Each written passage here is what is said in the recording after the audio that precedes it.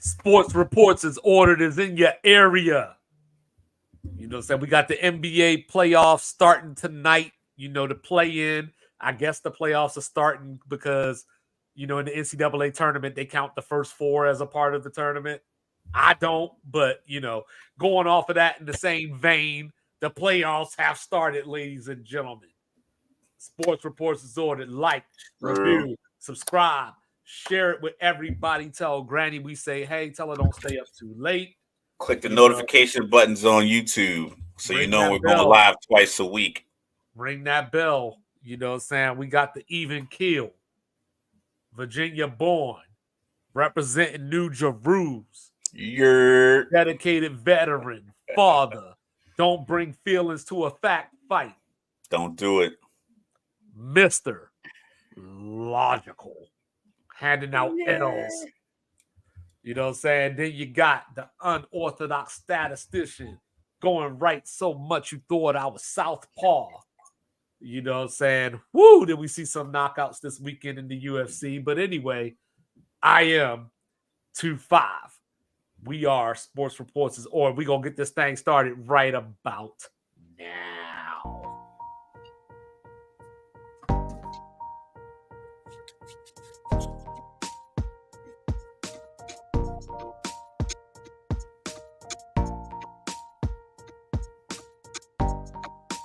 Yes, you are now listening to the sounds of Sports Reports as ordered.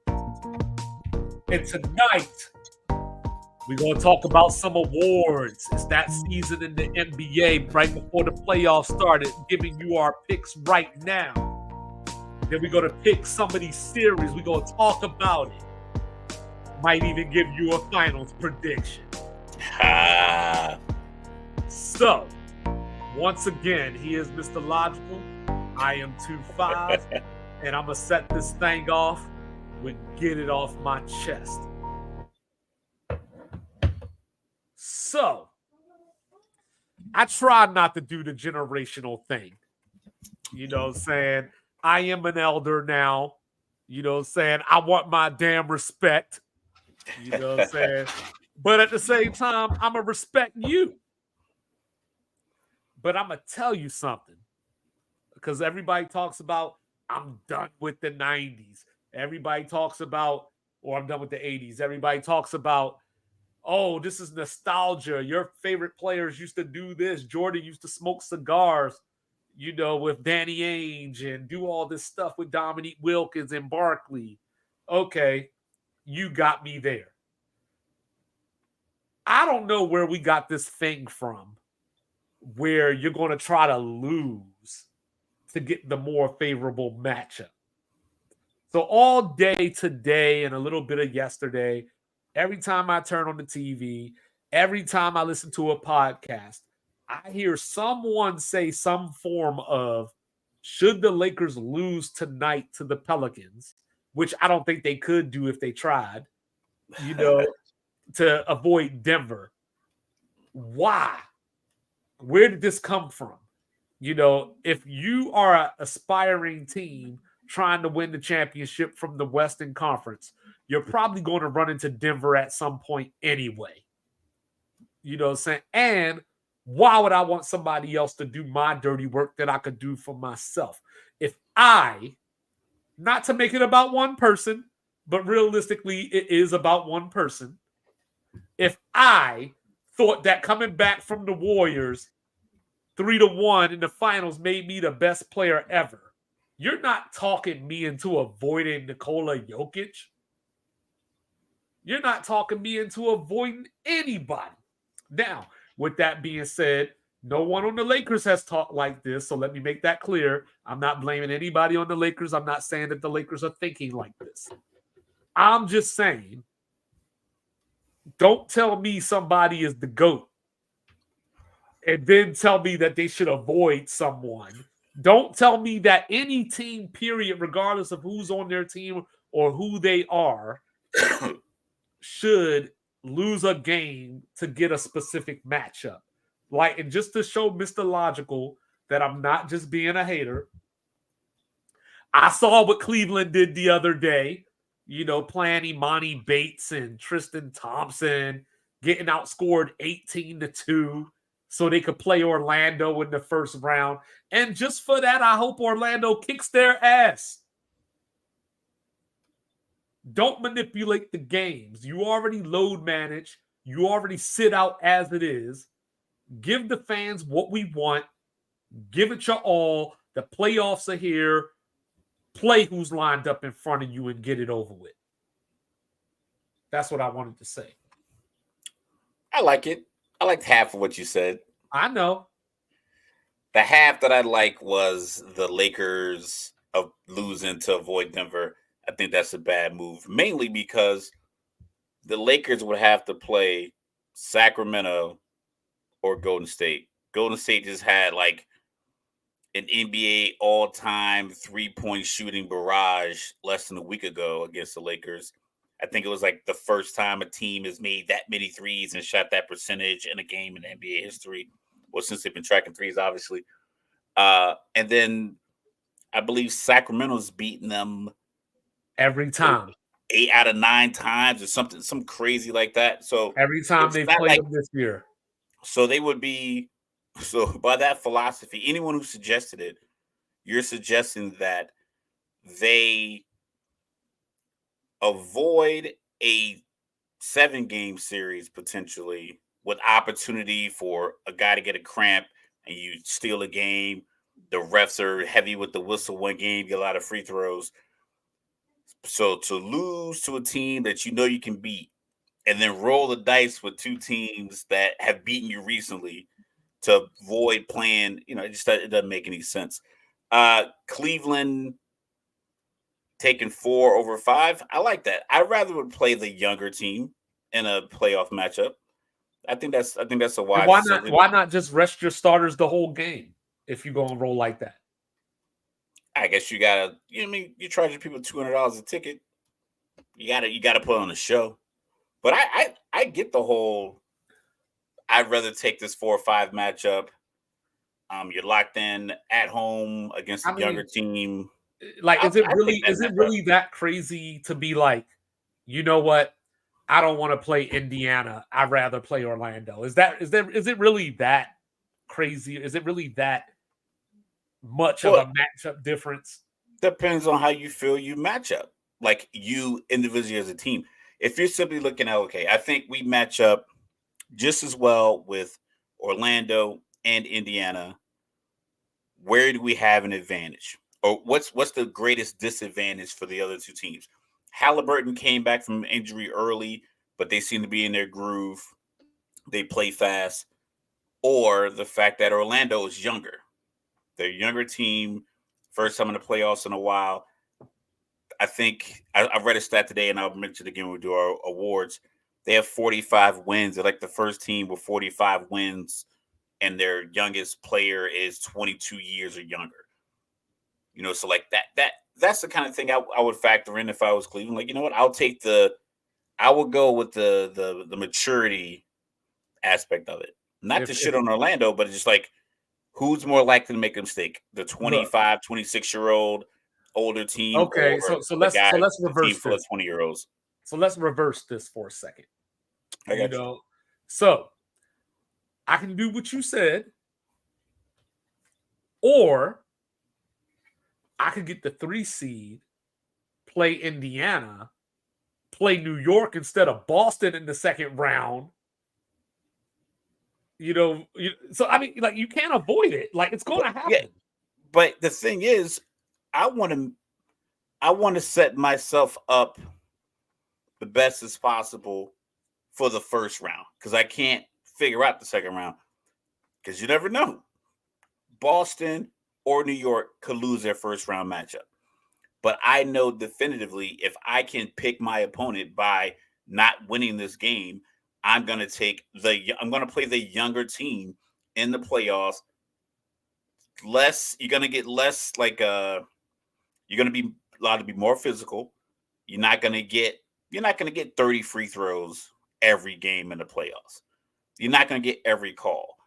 And then if you're thinking about a younger team on the road, I got to get these guys from Orlando. They're coming up to Cleveland to play their games. Just all those different advantages. I think it makes a wise move. The Lakers thing, or any team in a do or die situation in NBA, I'm like, you win the game in front of you. Like if it's winning and you're in, you got to win that game. You can't roll the dice with lose and then maybe win and get in. It's just not. That's not a wise move. Well, I mean, And I can't believe people are like. I know people were talking about it, but excuse me. no, it'd be Shout it'd out be the next one right thing. person. It'd be one thing if one person brought it up, like just as the oddball 2-5 guy or whatever. Like somebody was like, you know what, I think, but it becomes groupthink, and you hear it everywhere you go, and it's Well, disgusting. but I think, like I said, my dad texted to me probably what's today, Tuesday. He probably texted me Sunday because it is a positioning thing. It's just different for the Lakers because their positioning has a caveat of it being do or die. So Right. that's the gamble. And they've It's been like fortunate. like for instance, I like to shoot. I like to go to casinos and play craps. So I went on Friday, I believe, or Saturday. I could I could do a hot bet for the hard eight, which is a one roll bet. Now it's a 30-1 payout if it hits on the next roll. Or I can just put that same $5 on the hard eight and it's a continuous roll and it only comes off if somebody hits the eight easy. So yeah, both of them are gambles, but one's a one roll gamble where yeah, the payout is huge because I'm gonna get $150 off this hard eight if it hits on the next roll. Or I go the other way. I think it's like a 7-1 payout. I'll get $35. It's just a matter of like how do you want to gamble it? I did it on Saturday and it hit. So I hit that $150, but it wasn't like that's not a wise bet. The Lakers rolling the dice tonight with the Pelicans wouldn't be a smart bet. Well, see, I would get it if Cleveland had, say, swept Orlando in the season series and then split with the Pacers. But they split with both of them, first of all. That's what You I'm know what I saying. mean? So you Like, got to like factor in. Okay, if you factor in everything, you did the pros and cons list. The biggest pro in your favor is Orlando's young. Their coach is the young. pro The is players are young, and maybe the youth, maybe the lack of experience will be our advantage. Because if it's all even, and that's the only thing that separates Orlando from Indiana, but I'm then that's sure the advantage you got to but work. I'm sure Indiana outside of it's not like Indiana is this playoff mainstay. Like, you know what I mean? Like they got Siakam, they got Miles Turner. You know what I mean? Like Halliburton is not a playoff every year guy, a perennial playoff guy. You got a good coach. You have a good organization. You have players that came from other good organizations that got traded in and out of there. They're consistent. Whereas Orlando just got here. So I think you're banking on the inexperience. Well, I hope Orlando kicked their ass. You know. I mean, it wouldn't surprise me. But like I said, it doesn't surprise me that they went with that move. Yeah. So we got these playoff matchups. You know, obviously the play going on right now. So in the East, the only two series that we have on the books right now is this Orlando Cleveland series that I brought up, and then Milwaukee and Indiana, where Indiana has taken 4 out of 5 from the Bucks this year. And then in the West, we got Phoenix and Minnesota, who Phoenix has beat Minnesota all 3 times this year by an average of 16 points. And then we got the Clippers and the Mavs. So, which I think is probably going to be the most even series of the first round. So what's your initial thoughts as you look at the playoff bracket? As I look at the playoff bracket, I'm looking if we stay in the East, Bucks Pacers, there is real there's real like reasons to pick the Pacers to beat the Bucks in 6, maybe even 5. Giannis had this calf injury and warm-ups in the game about a month ago. In the pregame, he was like wincing, didn't play that night. If you are Milwaukee, you're looking at it like, hold on, that's not good. All right, I'm not looking anymore. Is he standing up? You're ahead of me, remember? Yeah. I didn't say anything. I'm just making sure. Okay. Bucks Pacers. If you're Milwaukee and you want to sit Giannis game 1 and game 2, I think you're apt to do that because you have Dame. The problem is that puts Dame in the position where he was in Portland, where he had to be all world for his team to win. They have a great, I won't say great, they have a good unit of players. They're just big, kind of slow. Pacers are a little younger, a little faster. They play a little faster. Doc Rivers in the playoffs for some reason just doesn't seem to have it. And I don't think there's a lot of like continuity and cohesion on the team. Like we talked about Doc Rivers, like how I think he's terrible at the podium. He blamed like the travel crew, like the equipment people for their woes on the road. It's like they had a guy in here coaching, he was 30-13. You took over a team that was 17 games above 500, 43 games into the season, and you finished I think you finished like 2 or 3 games under 500. Post All-Star break where some teams are even coasting. We saw teams like Detroit and the Wizards. We have like to play in and like get a lot of teams play hard, but you have Giannis and Dame. You're in essentially the same position as the Lakers where you have 2 of the top 15 players in the league on your team. And then you make this trade. Somehow you get Patrick Beverly to go along with Portis, who's like Dr. Evil mini-me. And then you have Brook Lopez, super humble, big guy, shoot the 3, rebound, pass, great teammate. It's like, this is the best team Doc has ever had. And he's like, oh, yeah, the guy didn't pack enough towels on the road trip. Better than the Boston 3 party? Yeah, absolutely. Damn. Absolutely. Like tough. if you think, okay, the Boston 3 party, what made them so good was that they had, now great players between Paul, KG, and Ray in their positions. I get that. But their role players weren't that great, that dynamic. If Ray Allen's not on the court for a couple of games, who steps up in his place? Well, that's because you're looking at it like I keep trying to tell. I don't know why you guys keep doing this to me. That's because y'all are trying to reduce basketball to an offensive game like there isn't another side of the ball. They had Posey, coming off the bench. But Paul Pierce wasn't a volume scorer. Chris Middleton ain't even there half the time. But if you look at the defense, okay, if you look at the offensive end for Milwaukee, you got Giannis and Dame offensively. And then you can even throw in Robin Lopez and what he does, or is Brook Lopez, sorry. What he does offensive rebounding and being able to shoot the 3 at 7 feet tall. And then you come down defensively. He can also defend. Giannis can also defend, and you have Patrick Beverly and Portis who can also defend. Is this the part where I say Boston didn't lose a series when they were at full strength. Oh, I'm not saying they aren't that Boston didn't perform well. I'm just saying that what Doc has right now, as far as how his team is built, the Milwaukee Bucks, compared to most other top 5 or 6 teams, they have, like I said, they have two-way, like their best player being Giannis can be the best player on both ends of the floor every night. And then you have people who specialize on each end. Dame specializes offensively, whereas Patrick Beverly and Portis specialize defensively, but you don't lose anything having them on the offensive end. So, I mean? It's like they're not dynamic offensive players, but you don't lose anything. You lose something offensively when you have Tony Allen down there because he doesn't shoot. Like he is like a non-threat to shoot.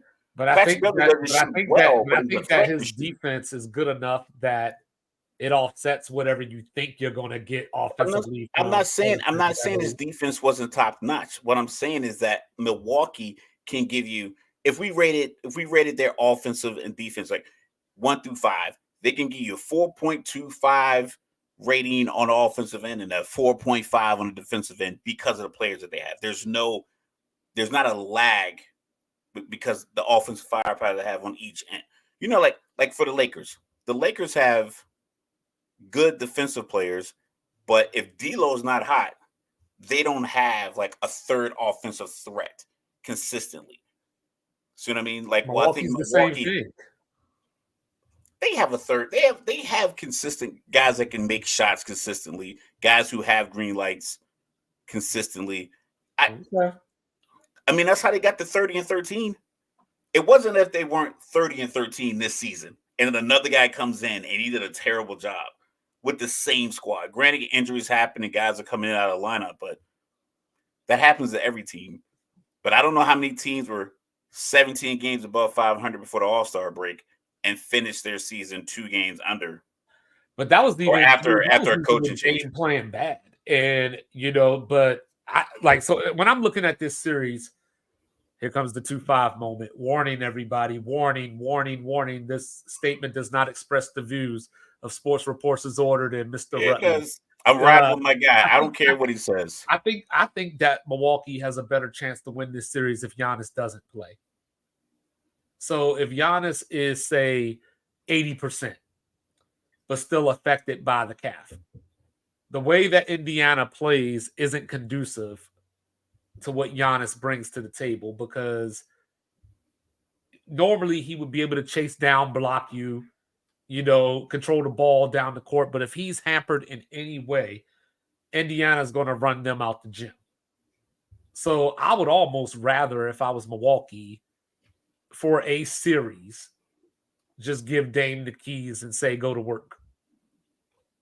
How often did that work in Portland? They made a Western Conference Finals. And to your point, he did he did close out a couple of series, and I give you that. Yeah, and to your point, that was like 7 years ago. And to your point, even though I disagree about Milwaukee being better than the 08 Boston, I will say that Milwaukee's role players or with the rest of their roster is better than what Dame had in Portland. Even when they were at full strength with CJ, they're probably still better than those Portland teams. I give you that. Portland, for some reason, just doesn't seem to be able to keep it together as we saw this year. Right. Like I said, I think the Bucks, because the lack of faith I have in what Doc Rivers has done for the team, not him as a coach, but just this particular team, I just can't see a situation where without Giannis or him being hampered or him playing or not playing. I got you. I'm shocked that you disagree with me, because like I said, I'm not trying to slight the Celtics. No, I just don't think that Milwaukee is very good. I just think that. And the reason they're not very good, the reason you don't think they're very good, is because their record with this new coach. No, I just think that the East is bad. Like, I think that Milwaukee has a good record because they're in the East with a bunch of bad teams. They had a couple of cupcakes, and we talked about that in the pre-meeting with teams 11 through 15. Yeah, so like you got Boston and New York, right? Cleveland is still trying to find themselves and not a threat. Orlando, like you said, they're the new kids on the block. Indiana is pretty much a new kid on the block, even though they do have an all-star. You got Philly, who's 31-7 when Maxey and Embiid play. So, like, realistically, I think Philly at full strength is better than Milwaukee. And they added Buddy Hield. Milwaukee might be better than Miami, but you never know during the playoffs. So like, yeah, Milwaukee's better than Chicago and Atlanta. You know what I mean? But yeah, you play who the other team's GM selected and signed for you to play. The Pelicans on the move. But no, I'm just saying though, like, they're good compared to like who they're against. Like, you forget that Boston team also won 66 games. I'm not saying that the Boston team wasn't good. I think they were very dynamic.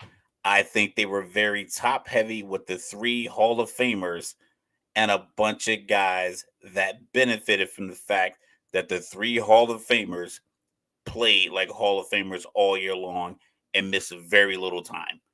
I don't think it was an extended period where like either one of them was out. Like how we'll talk about Phoenix here shortly, where you got 3 stars, but without doing the math, I don't think they played 55 games together. Yeah. Maybe, so like some I think with back then with Paul Pierce, KG, and Ray Allen, and the fact that they played 3 different spots, that it just gelled perfectly. But the rest of those guys were just, I'm here to do this. I looked at this thing. I'm doing this one But thing. that's how I view. But that's the same way that I view Milwaukee. Like you I got think Dame and Giannis, you got Middleton, who, saying I think people are viewing through a 2019 lens or whatever, or 20 whatever year yeah. that was. I mean, yeah, the injuries have slowed him down, and like Bobby Portis is. I don't know if he's as good as most of Boston's role players back then. Anyway, we getting convoluted here, but I think that Indiana is definitely live to win this series. With that being said, I got Indiana win. yeah. I'm taking. I'll take Indiana just because, like I said, I think in these crunch time moments, you in the huddle looking to your left and your right, and looking at the guy in the middle of the huddle, whether it's your team leader or your coach. I don't know if Milwaukee looks at each other and says, we can do this. I don't, as a criminal justice guy, I don't have the evidence to support that theory that when it gets rough and it gets tough and the pressure's on, I don't believe that the people in that huddle believe in one another enough to come back from 8 down with 4 or 5 minutes left. All right, so you giving Orlando a shot? I'm giving Orlando a shot because even with the argument that I made for them being young, sometimes being naive is like what you need. Like, remember when we joined the Air Force? I didn't know what it took to make this rank and that rank. I just knew what I had to do that day at work, what I had to learn, and that's what I focused on. I didn't focus on what my section chief was doing, if he was doing a good job, bad job, or indifferent. I won't worry about the senior airman who was running my shift, that she knew what she was doing.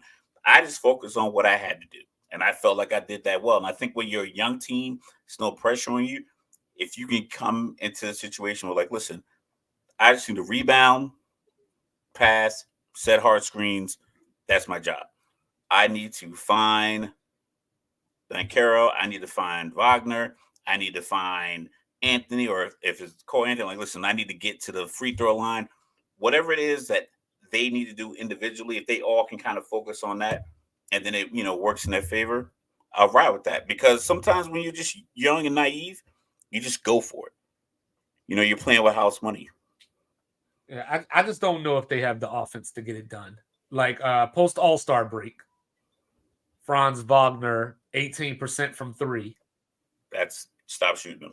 Yeah, and then of course you got my guy, Paolo Banchero, leading the Magic in points, rebounds, and assists, youngest player to ever do so. I didn't call him Pablo this time. You know what I'm saying? And then you got Jalen Suggs, who I talked about a few weeks ago, improving on his 3-point shot. So Orlando definitely has a chance. I'm going to pick Cleveland in 6, just because I think that Donovan Mitchell is good for a 40-point game at some point in this series. The one thing that scares me about Cleveland is that they're caught up in this new NBA way of playing. Like, we always talk about how these teams don't have identities. And they have Evan Mobley, who should be a mismatch. And they just don't get him the ball. Should be a KD level mismatch. Like, there's a lot of games. Not KD, but an AD. Well, he reminds me of Chris Bosh a lot. That's who I think of. But there's games where he might get 6 shots. Because Garland's got to shoot some shit too. I think that in some ways both teams are mirrors of each other, but Cleveland has Donovan Mitchell, and that's the difference. Yeah. You know, that's basically what it boils down to. As far as the play-in, Hold on. Look at your TV. I am. I'm sorry. I was listening. I just was looking because it was getting kind of intense. You know, Yeah. as far as the play-in goes, I got Philly beating Miami tomorrow night, but then I have Miami beating Chicago in the second game. So just like last year, I got Miami losing the first play-in game, winning the second, which would set up Boston and Miami, and it would set up Philly and New York. And I don't think New York wants any of that. I mean, Embiid has been notorious for missing a playoff game here and there, but that was against Brooklyn when they were up 3-1, I believe. Well, I think they were up 3-0, and then he got hurt in that game 3. And then he missed. I think he missed a couple of games. They closed it out. I think they got a gentleman's sweep out of it. Yeah. And then he missed a couple of games there, and I think he sat out game 1 of the next round. Yep. Harden put up 45, stole the game 1 in Boston. Stole the game 1, and then they let Jason Tatum, hit 77 points. It's like, hey, maybe double. Let's get the ball out of there. But like in that situation, Jason Tatum, I think he does play with the pressure. Yes, sir. Pelicans are on the comeback. Yeah, the Pelicans Lakers game is legit. And this is why Adam Silver I think he wanted the play-in. I think he needed like this. I think that the play-in I don't know if we watch it. Yeah, I don't know if we watch it if the bottom 4 is 7 through 10 is Cavs, Magic, Hawks, Pacers, Bulls. Yeah. I don't know if we watch. Yeah. Maybe we do. I mean, I would watch, but yeah, I don't think most people would watch it. Yeah. And that's the problem within itself is that the play-in is dependent on who's in it. Like tonight, we're fortunate that LeBron is in it, Steph is in it. So, so you have a reason to watch because they're polarizing enough that people want to see them lose as much as people want to see them win. You know what I mean? Zion's trying to get a couple of commercials. Zion trying to show y'all that he belongs. He's feeling it. Like, he legit. I know we always knock players for not having passion and being robots, but just now the Lakers called a timeout. Yeah, he put his head in his jersey. It's probably a lot of built up angst because he's been in the league for a while, dealing with injuries. Well, he got 40 like the Isaiah Thomas clip. Yeah, like the Isaiah Thomas clip when he played in that Pro-Am league and he scored like 80 something, and he went in the hallway and he was mic'd up. He was crying. He was like, "They doubted me." I would really Zion had one of those moments just now. Like I can feel it because he's feeling it. And I know I said this last week, but I would really love for the Lakers to lose tonight, the Kings to knock out Golden State tonight, and then the Kings beat the Lakers on Thursday, just to hear all the people bitch about ratings that aren't getting paid by the NBA, that are talking about, the ratings argument is ridiculous. I don't care how many people watch the game. Did I watch it? Did my fellow co-hosts watch it? Yes. Did the guys? Oh no! Y'all ahead of me. Zion got hurt. Oh yeah. Yeah, I just figured. I saw Residente's comment, but y'all are ahead of me. Yeah. And, so I just figured. I figured it was Zion. I thought he was having, like I said, I just described it as a different kind of moment. Which goes back, but see, it goes back to what your question from earlier. Why is Zion not as popular as he should be? This is why, because when people are watching, he's not there.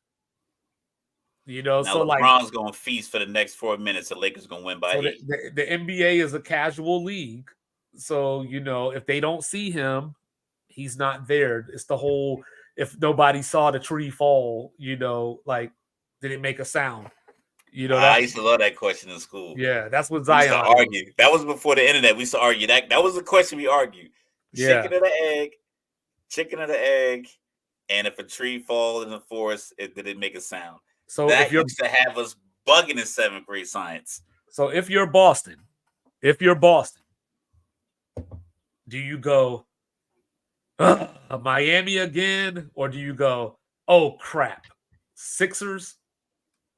If you're Boston, you are in the proverbial, still a phrase from Skip Bayless, the catbird seat. The catbird seat, yeah. The catbird seat. They won 64 games, and I still haven't heard or been in the conversation or read a meme, a post on any of these sports groups, any conversation that we've been in that says, oh, the NBA championship goes through TD Ameritrade or TD Gardens. I still have concerns though. Though it does, they have home court advantage, and I haven't heard a single pundit, friend, anyone make the argument to why the championship goes through Boston. I've heard a ton of Denver talk. Because you know why? Because we don't trust Boston in late game situations. You know, it's cool when you're beating everybody by 50, when you're having 25-point wins, but when it's how do you get 25-point wins? You know what I'm saying? By dominating. That's how you get 25. And we also know that in the playoffs, you know, it gets a little different. The whistles are a little, you said it yourself. The whistles are a little bit different. Yeah, but are they tight enough to? This is the Jaylen Brown's not a good free throw shooter. This is the bridge.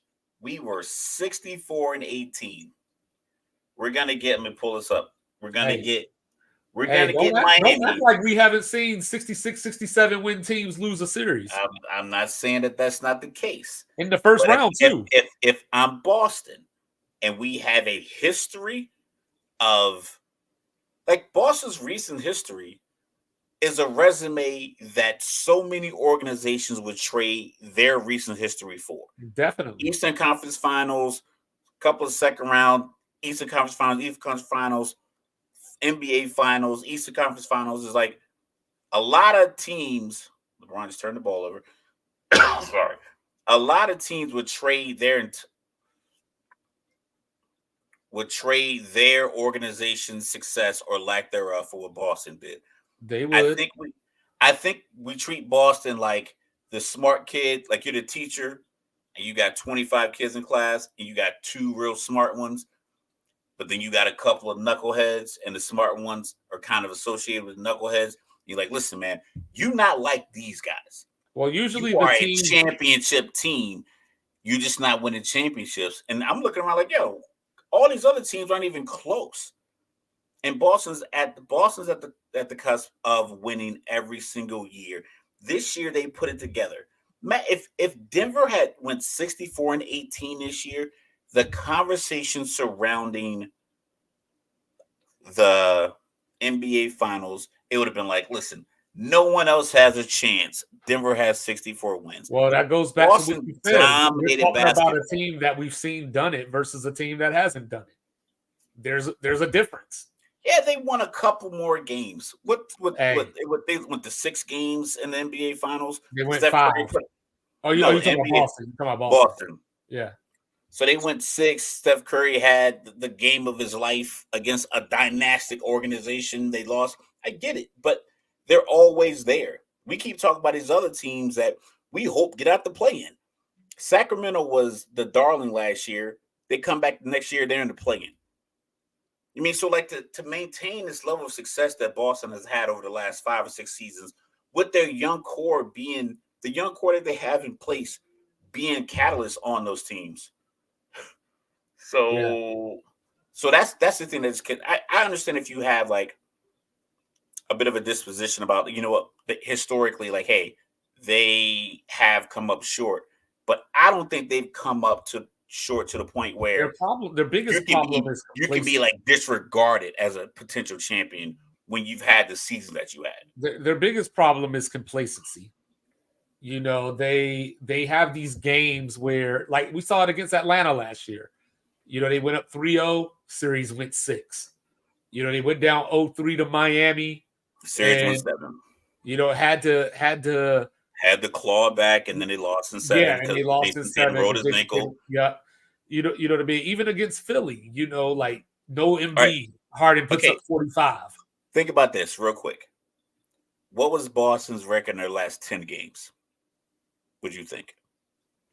Based on the way we talk about them, what do you think their record was I their would last 10? think I would think 8-2. 7-3. What was Milwaukee's record in their last 10? I would think 4-6. 3-7. Because I know they lost back to back to back to Washington, Memphis, and Toronto.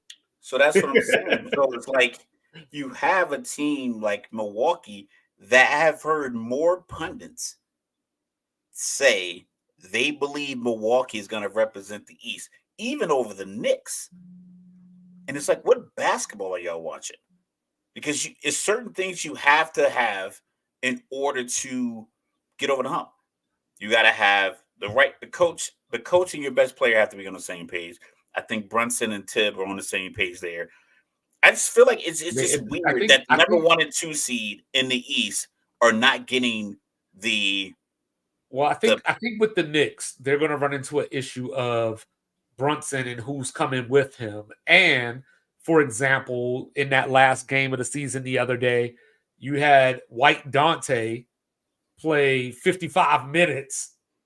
You know what I mean? So like Tibbs just runs his players into the ground. So there's legitimate concerns. There's legitimate concerns about the Knicks. As far as Milwaukee goes, I think people wanted Milwaukee to be good, and they tried to do the whole Milwaukee is what's the word I'm looking for? They're going to turn it on, or Doc Rivers has this playoff experience. They're built for the playoff. Yes, sir. So it's like they're built for the playoffs. That kind of statement. I'm looking at it like this. Like I said, I'm still one of your phrases because as soon as you said it, I was like, I love it because it fits my logical thinking. Back to the mean.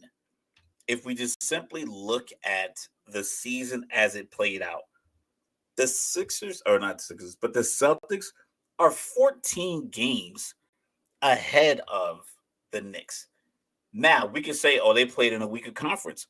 So did the Knicks. So did Milwaukee. So did Cleveland. And they are 14, 15, 16, and 17 games ahead of all these teams. And they played the same schedule. I will have you know that Sports Reports Disordered's favorite player has not played since around Christmas.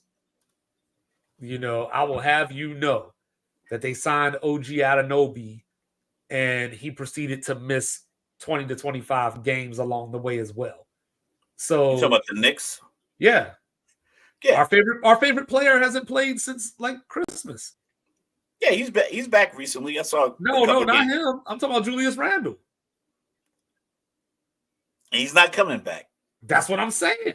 You know what I mean? So the reason why people aren't on the Knicks is because they're going to run into a game or a series where Jalen Brunson is going to get held to 36%, because he's going to have to do everything. But this is the playoffs now. Yeah, but I understand that. My thing is but how does that elevate somebody else over them? And then secondly, how does that elevate anybody over Boston? So walking it down, and then we'll get to the West real quick. Yeah. Give me your top 4 contenders in the East in order. So Boston's number 1. Boston, Knicks, Cleveland, Indiana. I say Boston, Philly, Knicks, Indiana.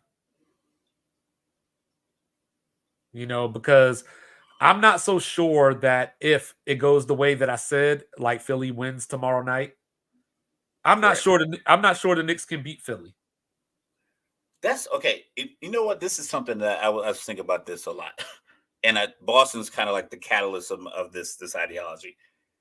I think, and we talk about this with the draft. We talk about this all the time. Sometimes the obvious answer is too easy. So we have to pick the other thing with a caveat. Philly hasn't been whole all year. Their best player is 300 pounds, roughly, and he has lower extremity injury issues, but yet he continues to dive on the floor. He is the catalyst to their team, and the way he plays is how he gets himself injured. Case in point, Zion. Zion dropped his 40th point, put his face in his jersey. I thought it was like one of those, like a different kind of moment in real time. Then he walks into the locker room and now the team is down 4. If he's out there, he's going back and forth with the Laker brass, and he's probably scoring points. Philly was 16-27 without Embiid. It's likely that he might miss a game or two in any playoff series or extended period of time, or he'll play 1 and 2 and need a break in game 3, and it's 1-1, and you hope Maxey can get you one. That's what you can expect from Philly. The expectation that you might have to play a game without Embiid. You don't have that with Boston.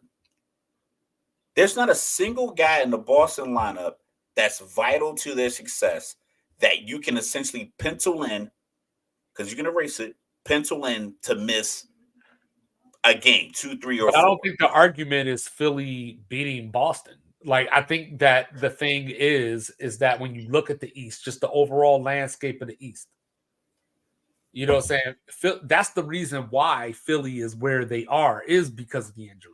When they were whole, they were right on Milwaukee's ass. You know what I mean? Yeah, but they were still nowhere near Boston. They don't gotta be. They don't gotta be. I don't need you to beat Boston in November. Boston has done everything you need to do.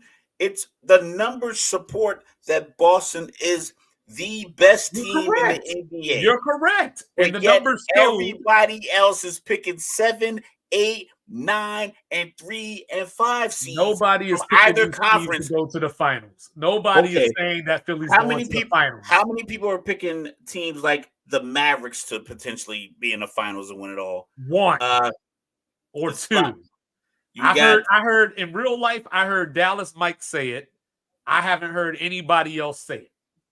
I've heard different. Like what I hear is this. All I'm saying is I'm hearing more, and I'm not a homer for Boston. I'm just a homer for logic. I don't understand for instance, OKC is the number 1 seed out west. Correct. No one's picking them either. Because they're in the same boat as Orlando. It's the strangest thing. It's like you have 2 number 1 seeds, and if we pull that up right now, maybe FanDuel, one of these betting sites, might have a different math on it. But as far as like the handfuls of shows that I watch and the conversations that I'm engaged in, I'm not saying I want to be hyperbolic. I just feel like I haven't heard in the conversations that I've had. So in the sports context, I should have heard someone pick Boston. Even guys who are like New England fans in football, someone should be screaming from the mountaintops, Boston's going to win it all. But I think me and you both picked Boston to the finals from day one. You know what I mean? Before the season even started. You know what I mean? Like, so even before you go there, like OKC is just like Orlando, and they both have a fatal flaw. They're both super young. Orlando can't score. OKC can't rebound.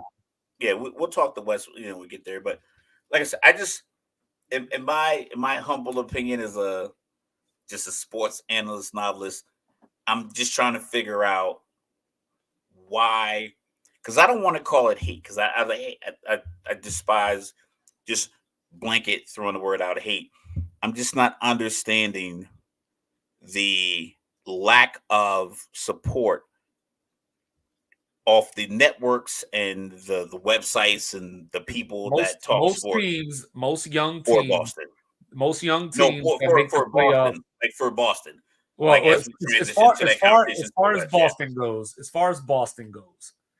if I had to put a number on it, I would say people that I've talked to / heard on radio or TV, I would say 98% of the people picked Boston to go. I haven't heard.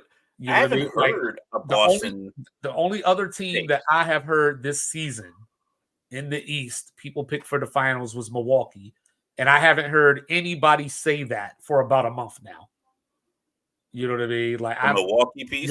Yeah, I've heard nobody But that's say the it thing. for about a month. Even a month ago, why would you pick Milwaukee?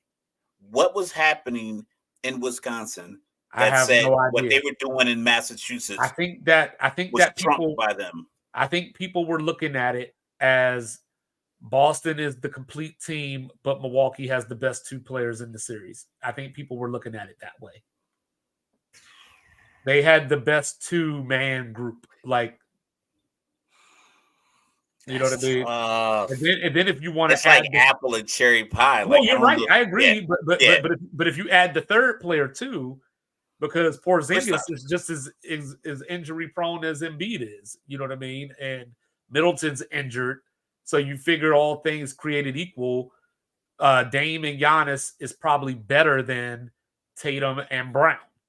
You know what I'm saying? But then when you add Holiday and Derek White, that's where your argument goes out the window because Boston has everything else and they have Al Horford. You know what I mean? And both of those guys between White and Drew also have a bit of a green light in an open shot situation offensively. Right. White is just a very smart player, a heady player. You could tell when he hit the game winner off the missed shot to force Game 7, like just being around the rim, just a smart. I don't know. I just. Well, Lakers and Denver, it is. I mean, obviously, I'm leaning very heavily Boston, but the main thing for me is just logically, I'm not understanding the argument for anybody else other than Boston. Without even, like I said, we without can even, go without back, even acknowledging through history. We can go back through history and find these moments though. Like Dallas won 67 games when Dirk is the MVP. You know, got swept in the first round. Did it get swept? I believe they got swept. Or they just got beat. I believe they got swept. It wasn't a 5. Was it 5 then? Or was it I'll 7? look it up real quick. Look it up, yeah. But you had that, you know what I mean? Like, so that's one example. You know, so that's where, like, for me, we've seen this before. Like, it's not going to happen to Boston. They're too good.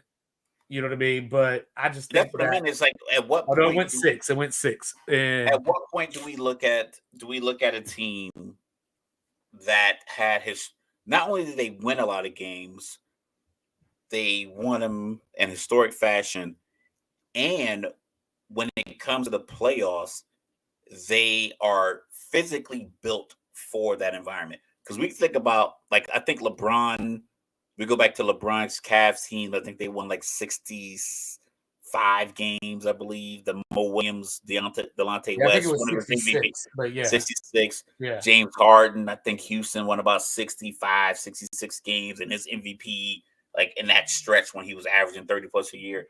But when we looked at those teams, it wasn't just look at the win totals. It was Delonte West is 6'1.5". Mo Williams is 6 foot. How can he guard any of these other bigger forwards and guards that Orlando's running out there in the East?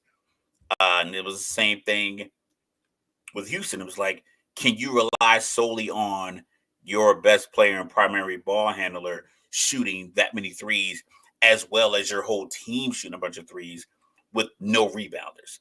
So that was like a huge problem. Right. It led to success and because Boston doesn't have any problems. Yeah, they play Phoenix on Wednesday, then they play the Clippers on Friday, and they play the Lakers on Sunday. So it was like, okay, cool, we can run 3 games in a row. But when you have to play, you got to play the Timberwolves for a 7-game series, then you might they'll make adjustments. And if you don't hit these threes in the first game, or you play against the Spurs and Pop makes adjustments, does it work? I think what Boston does that allows them to make adjustments because their players are physically built to play in different parts of the court. Defensively, offensively, 3, down low. I don't know. I just feel like they have a better shot than the than what I've been hearing through different social media channels. So am I alone? Am I alone in thinking Clippers and Mavs go 7? No, I think you're probably dead on. And I can't call it. I'm I still think the tossing NBA. up. I think the NBA. I know Steve Ballmer is like, do I want to sweep Like, I or do think I I want want to pick all the eyes Mavs. on LA? I think I want to pick the Mavs. But I'm not so sure. Like, I just know what Luka did to the Clippers without this type of team around him. So now that he has this type of team, they should beat the Clippers. Like, I think they're better than the Clippers. Like, the Clippers are, to borrow what you said earlier, they're top heavy.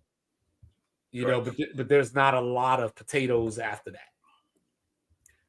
that. The Mavericks have the continuity, and shout out to Dallas Mike. Like I said, about a month ago, he jumped on and was like, Dallas is gonna do this. I was like, come on, man. Like their record's like 36-29. It was something like that. Now look down there, 50-32. All right, Then so it went going 15, back to it went like 15-4 in their last 19 games. So it was like so going back to like excuse me. 4 so going back to like 4 minutes ago, second round we get Dallas OKC. Who you picking? I'm probably picking Dallas. And I mean, just for what you're doing right now, that's why people are not picking the Thunder to go to the finals. I mean,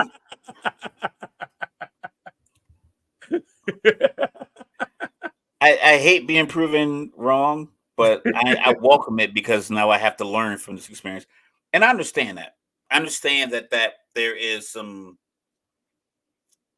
trepidation with picking a team, but they did battle their way to the number 1 seed. They did, and they're. So I I think the same record as Denver.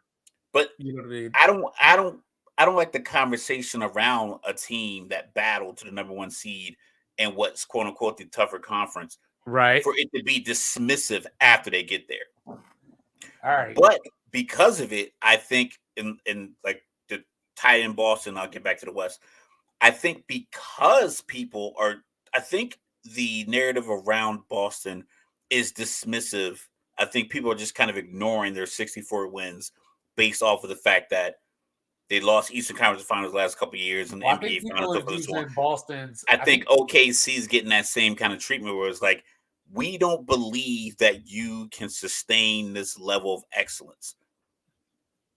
And I think that helps a team, especially if it's a grind. Like we don't believe you. You need more people. 57 wins for the Thunder, 57 wins for the defending champion Nuggets, 56 wins for the Timberwolves, who have the juggernaut defensively. They got a 7-foot tall 3-point shooting champion. They got the potential defensive player of the year. They got Michael Jordan's illegitimate son out there throwing the ball off the backboard and dunked it on people and just getting these highlight reels. And he's literally operating like the moment's not too big. I get that. But even with all that, the Thunder still managed to go from a playing team last year to number 1. So internally, if I'm having a conversation within these walls, especially considering that the conversation outside of the walls, probably outside of the state of Oklahoma, I don't know if people are really picking them for sure. They're not, and they shouldn't be. I think, but like I said, the same thing with Milwaukee. I believe Milwaukee looks in each other's eyes in that huddle and they think about, when am I going to Cancun? When is this vacation starting? Whereas OKC is like, when are we going to hoist the Larry O'Brien trophy? I think they believe that because they went through it. Chet being a rookie last year who couldn't play, seeing it, being there, coming in, and they flipped. I think it was a 19-win improvement or something along those lines, 16. But there are 4 teams that I would pick in the West to get out before OKC. Elaborate. I would take Denver, obviously. You know, because of defending champion. They have the chemistry, you know, just like Boston, even though they don't have What if Murray doesn't get over 80%? What if he's operating right now at 75%? It's What fine. if he never gets to like if as OKC, long as OKC him can't being on the rebound. floor is enough? OKC can't rebound. You know what I Yeah, mean? tough. So you know what I mean? And then you still got, championship players like KCP. Michael Porter can have a game, a game, Do you like Denver because Jokic provides such a dynamic element to the game and the way he can control it?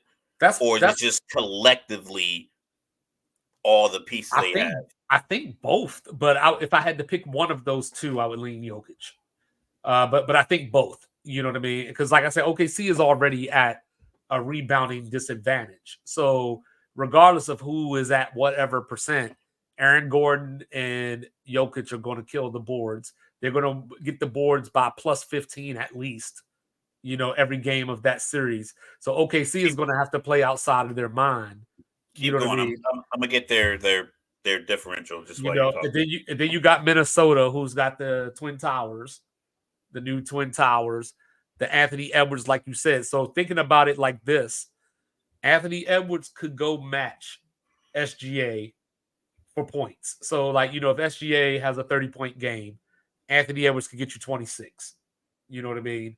Chet can get you maybe 18. Jalen Williams is going to get you somewhere between 21 and 25. So Cat can get you, the same 21 to 25 that one of those two are going to get you.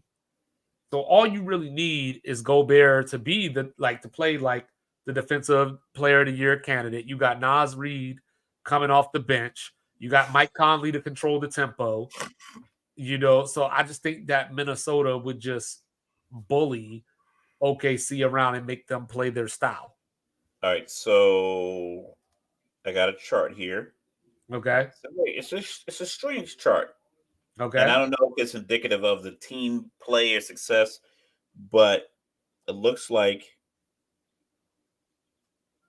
this is like number one is the worst. So the Wizards give the most opponent rebounds per game, 48.9.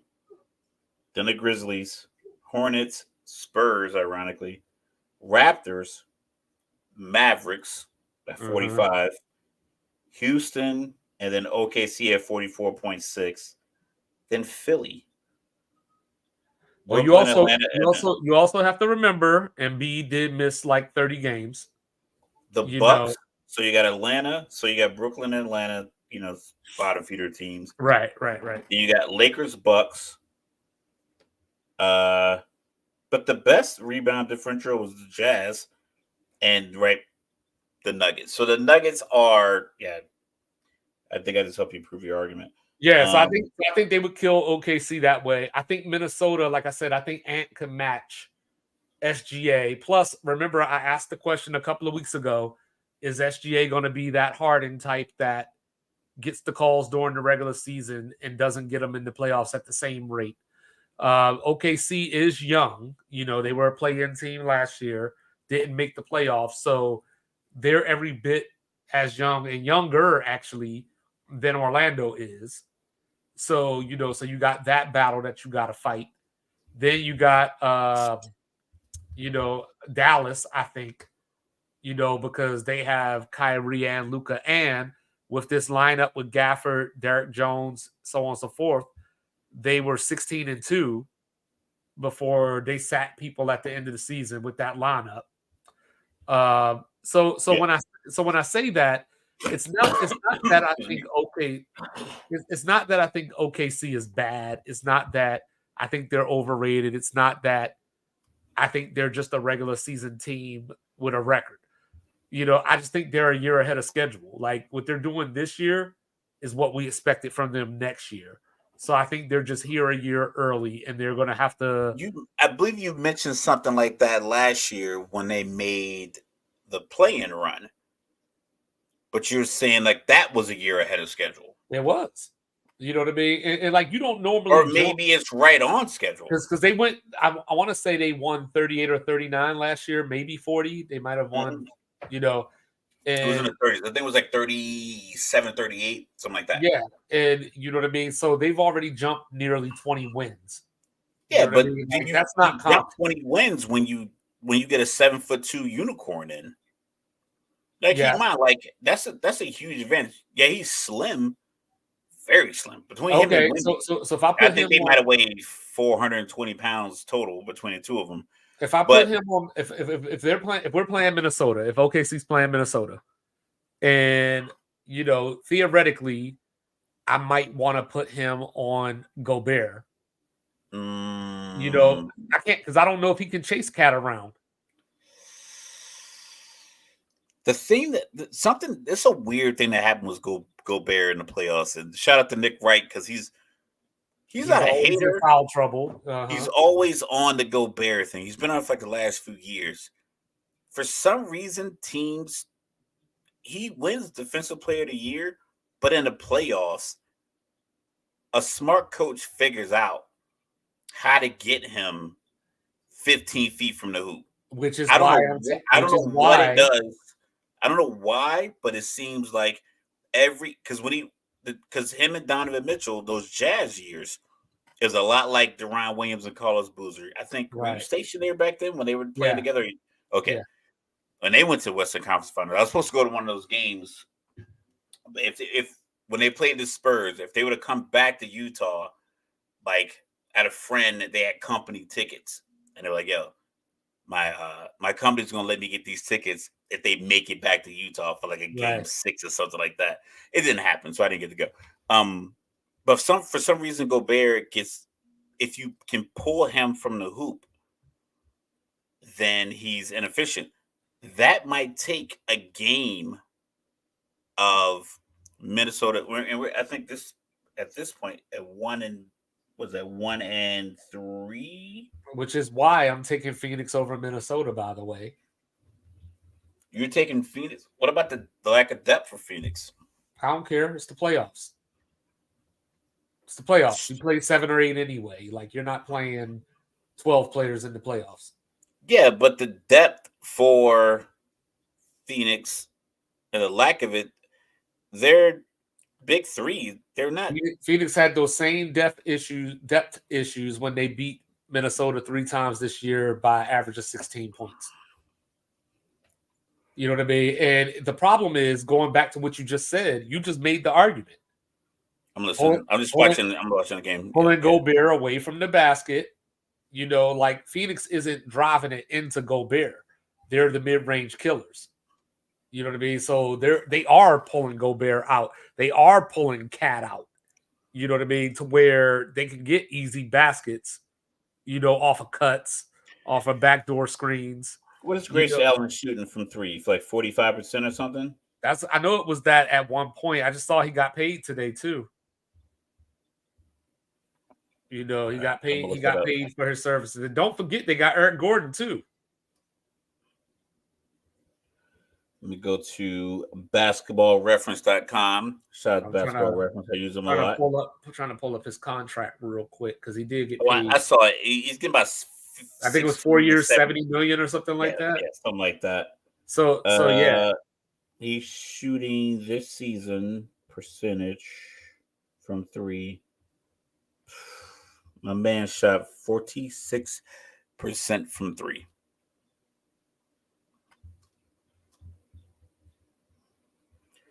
I mean, one thing I do like about this NBA, this playoff run is injuries have moved certain teams from where we thought they were 3 to 6, some teams from 2 to 5, and it's moved it around. And shout out to Adam Silver. I think you're going to get the playoff ring you really wanted, because I really honestly do not know. Like, I'm going to ride Boston because I think that's an easy pick for a logical thinking person, because what they do well is how the game looks. You have a team like we talked about Orlando. They play great defense, not a lot of good 3-point shooters. Boston plays great defense, and they can shoot themselves back in the game. The guys they bringing off the bench shoot the ball. Pritchard, Hauser, Porzingis when he's out there with the second unit. Like, these guys just still shoot the ball. Derek White when he's out there. Horford, if you pick and pop, he's gonna shoot the three. So I think everybody does what Boston wants them to do as far as players, and they do what the NBA, like the makeup of the NBA is. See, Whereas like the Lakers don't operate that way. I'm not sure if Dallas operates that way because Luka has the ball in his hands so much. So that's tough. Denver, they go through Jokic. Jokic looks for KCP. He looks for Michael Porter Jr. He looks for Aaron Gordon. So that I think that's tough. I think, as far as Oklahoma City, I'm just like, so I got two thoughts. Well. So I got two thoughts. One, we're getting what we wanted, right? Changing the guard. This is a chance for new superstars to assert themselves and announce. You got six. You got so many different combinations that could be your NBA Finals, right? And I don't think anybody would be upset by it. And I think that the reason that it's so hard for me to see somebody beating Denver in the West is because the teams that I think could beat Denver, I just don't think we'll get to them. So, like, for example, I think Minnesota could beat Denver. You know what I'm saying? Because they're one of the teams that can nullify that rebound advantage. You know what I mean? But I just don't think Minnesota's going to. But I just don't think Minnesota's going to be there. Like, you know, I mean, we could get that in the second round, but I just don't think Minnesota's going to get past Phoenix. You know, Dallas wouldn't get Denver into the Western Conference Finals. OKC did beat Denver 3 out of 4 this year. But, you know, like we've seen the Bulls beat the Heat a couple of times during the regular season, and then we saw what happened in the playoffs. I'm talking about the Heatles, you know, and then we saw what happened in the playoffs. So 2 different seasons sometimes. And that's it. Like I think New Orleans could be a threat to Denver, but they're not consistent enough. And now Zion's hurt.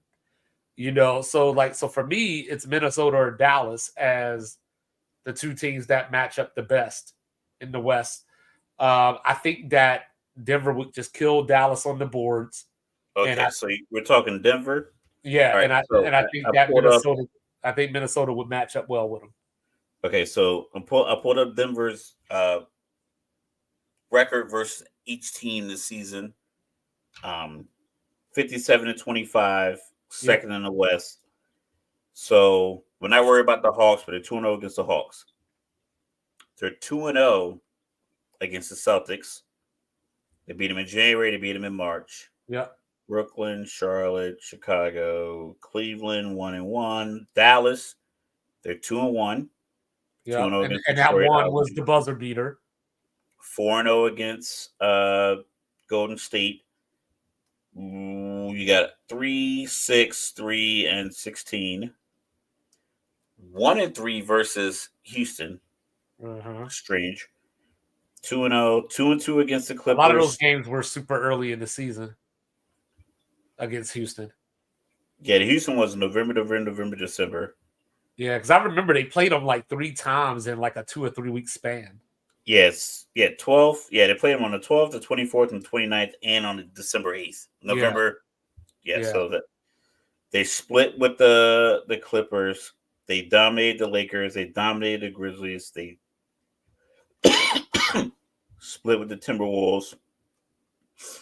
2-1, 2-1. They were 1-3 against OKC. Yep. And those losses were all 3 of those. Well, one of those games, Denver sat a bunch of people. Denver sat a bunch of people. One of those games, SGA went for 40. Yeah. 0-2 against Orlando. I don't know if that factors in. 1-2 against Phoenix. 1 with the overtime. The 2 losses, 1 with the overtime. Those both were in March. They lost 2 games in March to Phoenix. They were 1-3 against Sacramento. So it's a weird season because the teams that could potentially face them in the playoffs between, you know, Phoenix or Sacramento, these teams are kind of fighting for their lives.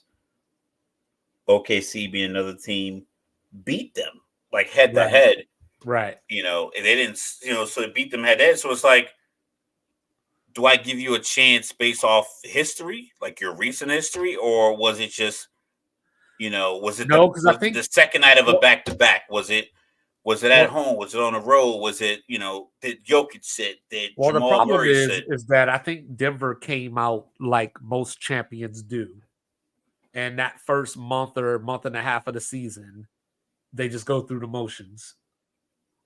And then they usually hit a point. Because I think if we look at Denver from, I'm going to just say arbitrarily, I'm just going to say March 1st. If we look at Denver from there, I think they were probably a different team.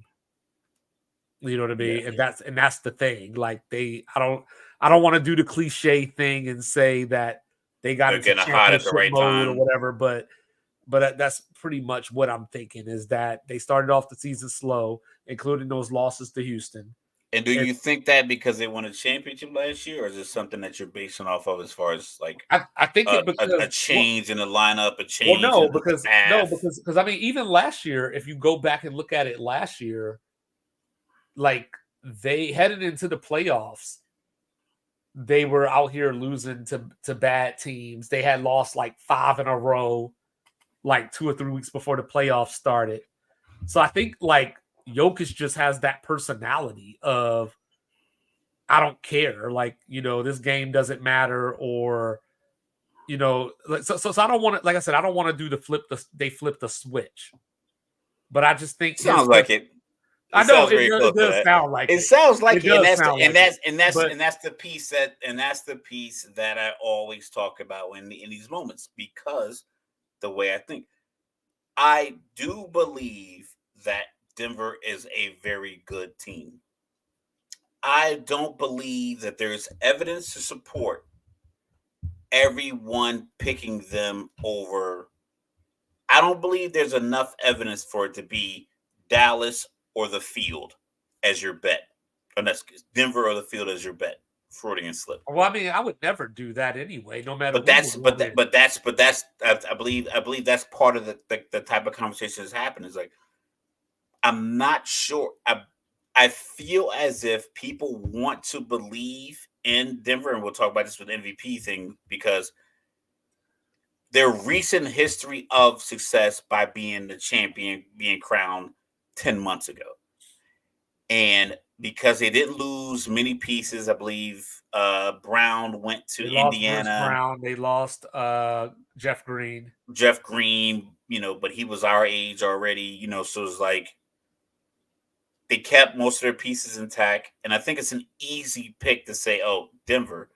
But Denver didn't have a substantial lead on the other two teams in the West that are around them, between the first seed and the third seed.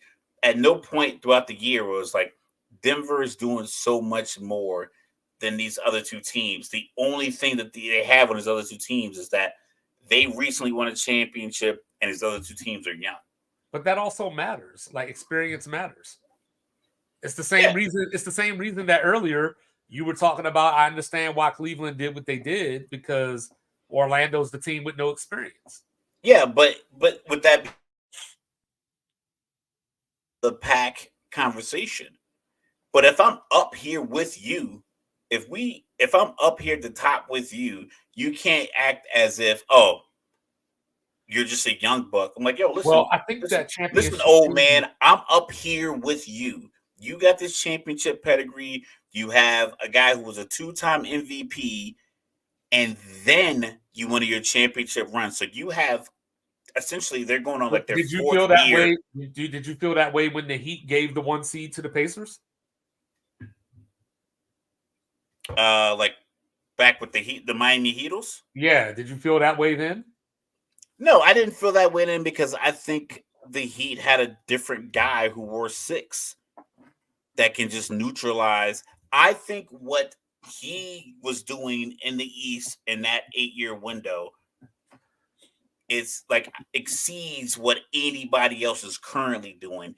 But I think the conversations about these guys in the West, they're acting as if they're doing what he was doing in that half.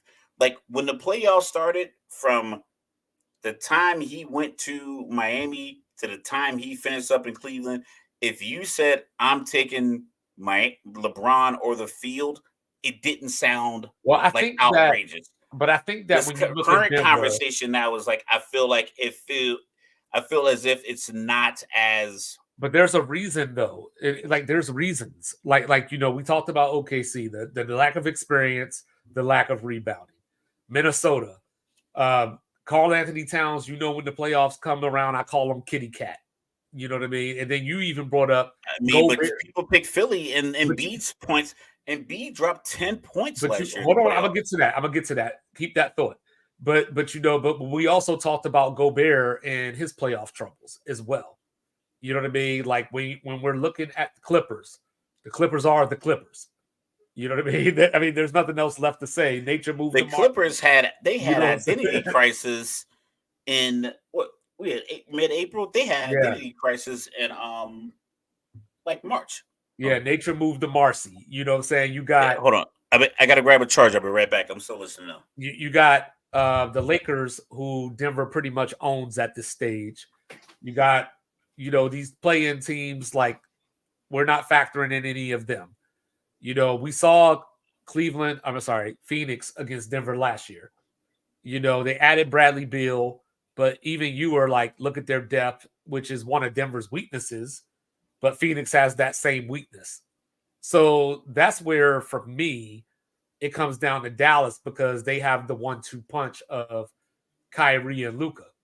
But at the same time, all it takes is Kyrie to have a bad game, and a lot of that is nullified because of Denver's rebounding advantage over Dallas.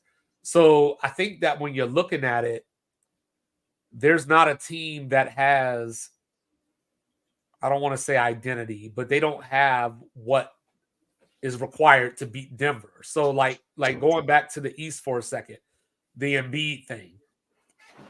The only reason that I have been beating the Philadelphia drum is because this is Embiid without expectations. Like, this is the first time that Embiid is making the playoffs to some degree, playing with house money and no expectation. Where, like, we've always expected or wanted, you know what, Joel, you want to be the best player in the league, you want to announce yourself, here's the moment he's failed. Did he You know, ever really have expectations though? yes. I Like mean, last year he had expectations. I don't believe so. I don't think anyone He ever was looked at the that team. MVP. Yeah, he was an MVP, but I don't think people looked at that team like this is the championship team of the I think NBA. last year people looked at Philadelphia and said, When "You you and have James Boston Harden are." on your team, I think people just kind of give you a pass. No, I Realistically, think like honestly, going if into the past playoffs, 5-6 years with James Harden as your first or second best player, I don't think anyone. I don't think there's people out there betting money on your organization when you have James Harden bro. as your There was first a or second point. player. There was a point where Harden and Embiid were playing so well, they were getting Kobe and Shaq comparisons. And then you looked at the numbers, and James Harden was giving you like 18 points and like 9 assists. He just wasn't But the point being sucking. is that, but that's what I'm Yeah. saying. But the point being, though, is that I believe that last year going into the playoffs, Philly and Boston were viewed as equal. They were viewed as either team could win this series.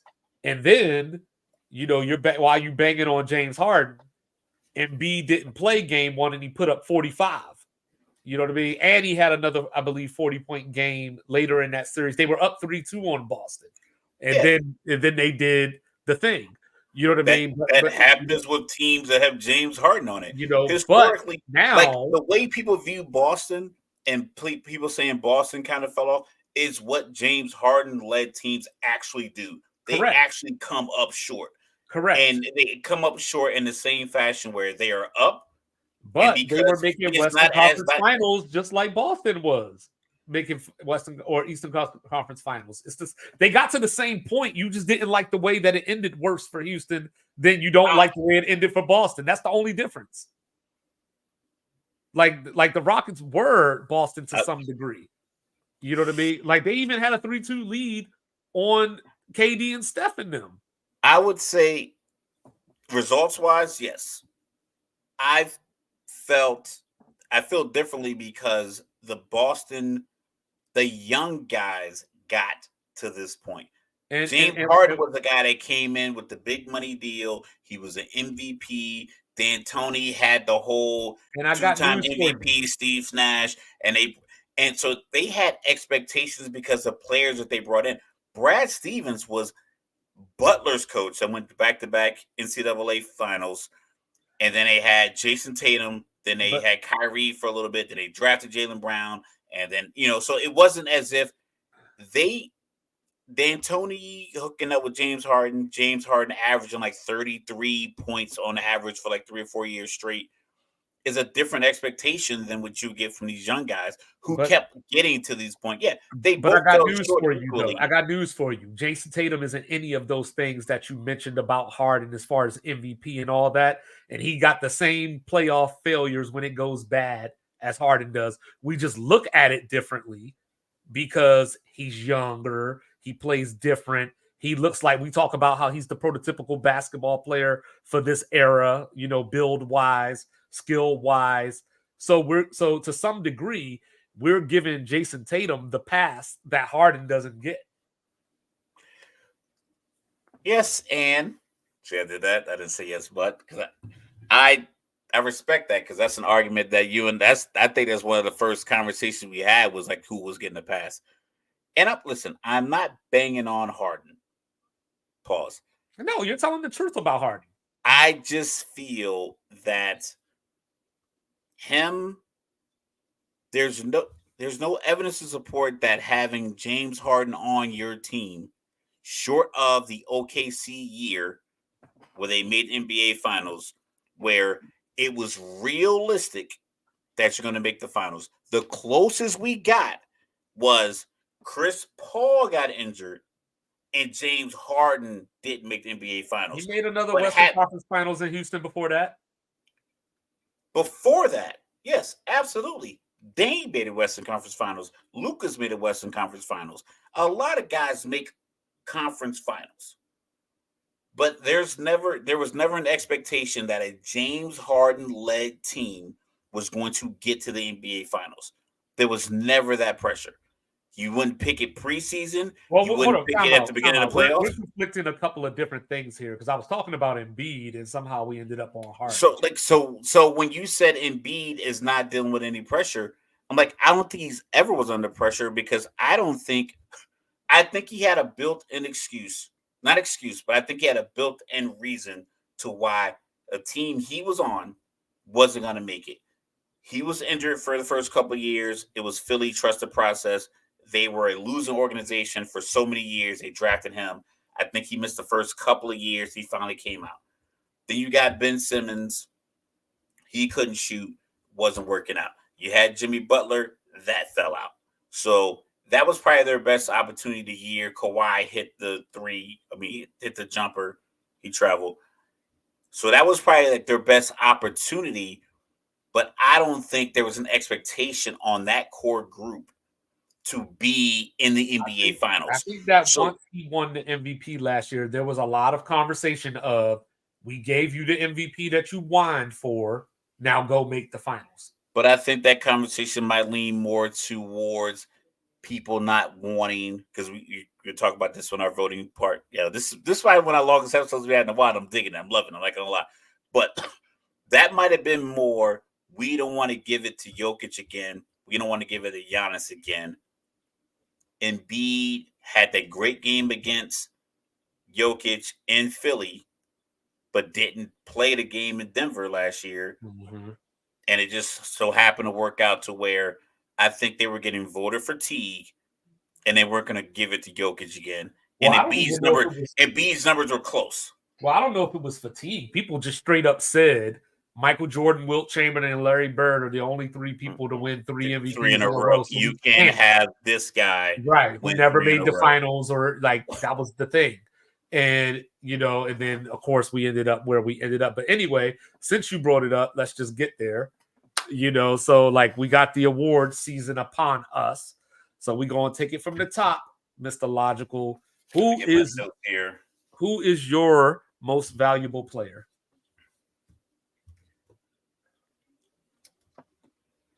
I'm going to go Luka. I like what he does for the team. I believe that him being on the Mavericks is why they're in the position that they're in because of him. Granted, they're 50-32, but if you look at the records, 57, 57, 56, 51, 50. So they're the 5 seed, but it's not that many wins separating, 5 from 1. Yeah, 7 seed is substantial about 8, but it's 82 game season. I think the way they played late, when a lot of teams are trying to get their footing, trying to find their way, I think playing 15 and 2 and this last month or so, I think that's huge. I think that's great impact on the voters because the vote happens now. Because they were in the play-in for a long chunk. Like I said, Dallas Mike put me on the game. Shout out Dallas Mike. As far as Dallas is a team to beat in the West. I'm like, I don't know, but that whole proverbial getting hot at the right time, they just were ultra consistent. His numbers are ultra consistent, and you don't the way Jokic plays. I think Luka is a more fluid version of Jokic. So, with that being said, if I had a vote, I'd vote Luka 34, 9, and 10, 50 and 32 with a team that's been in flux. A lot of trades, a lot of movement. The owner, who's probably one of the most popular owners in sports, selling a portion of the team, the pressure being on, like you're talking about Embiid having championship pressure. Luka has championship pressure, and he's never had the team that was really, really, really, really capable of being a championship contender. But I think he's had more pressure on him as far as expectations from pundits and fans that are like than Embiid has. And I think he's risen to that occasion more often. So shout out number 77 down in Dallas. That's my league MVP. We can't agree. There's no way we agree. Who do you think my MVP is? Knowing me how you know me, who do you think my MVP is? If I had to guess, I would say SGA. But no. That's too short. Knowing you, 2'5". I am 2'5", unorthodox. It's not taking on. Nah, it can't be. I think he just figured it out. It can't be. It gave me the name I'm thinking. Give it to me. It can't be Jalen Brunson. It surely is. It surely is. I've been talking to you for too long. It surely is. All right. I've been talking to you for too long. All right. So check me out. Okay. So Jokic, I can't differentiate. Each season for Jokic looks alike. Whether it's like, even if it's not Denver's record, his numbers look alike. He's always on the same plane. He never elevates to where it's like, for example, look at Giannis. These are the best numbers of Giannis's career. It's just that the rest of the team hasn't followed suit. They've had coaching turmoil. So you can't vote for Giannis because even though he has the great numbers, the team just isn't there. When I look at Luka, you said a couple of things in your, dare I say, soliloquy that's a good word. That I was going to say, but differently. For Jalen. No, for Luka. Or for Luka, okay. Or against Luka, I should say. Because you were talking about how the team was in turmoil, the team did this, Luka's got expectations. But the problem with Dallas is they didn't turn it on until the trades happened. So, so if I'm going to give him credit for the whole season and averaging what he's averaging, then Dallas would have been flourishing earlier than they did. You know what I'm saying? So, like, if I wanted to break it down to the last month of the season, then yeah, Luka's the MVP. But if I'm looking at the season in totality, like I said, our guy Julius Randle, hasn't played since early January. They made the trade for Anunoby. They came in, they went 8-2 with Anunoby, and then he turned around and missed 25 to 30 games. And then Jalen Brunson was the one who stood there. Now, this is my problem. Not with you, but just in general. Saying Jalen Brunson is not the level of player that Luka is not the level of player that Jokic is not the level of player Giannis Tatum is. So therefore, the media, I'm going to focus on for a second. Okay. They're guilty of groupthink. What do you mean by level? Like he's not. So if you think of like star Luka, caliber, like star caliber. Yeah, star caliber. Okay. Yeah. So if you think of like Luka as a top 10 or top 5 player, Jalen Brunson is probably closer to 20. You know what I mean? But the problem is in the non, if you don't do any research, if you just right voted popularity contest. Okay. Right. And so from that standpoint, it just confuses me because he is I don't subscribe to you have to be this seed to be the MVP. Like you have to be a top 3 seed to be an MVP, or you have to have the best record in the league to be MVP. But there's no reason that Knicks team, and don't forget they missed Mitchell Robinson for a long period of the season too. There's no reason that Knicks team should be the 2 seed right now. When I look at Jason Tatum, he has 2 other 20-point scores. When we looked it up a few weeks ago, Boston was the only team with 3 20-point scores. It's like 4 dudes in the top 15 defensive win shares, stuff like that. Like stuff like that, so I can't. It's the KD stuff. I want it to be Tatum. I want it to be Tatum. Because you remember last year. Good. Well, you remember last year, I was on Tatum last year. You know what I mean? Early, but I just can't get there this year because of that. Giannis, out of here. SGA was my other person that I was thinking about. And 35-6, led the league in steals. I believe it was something like 50 30-point games.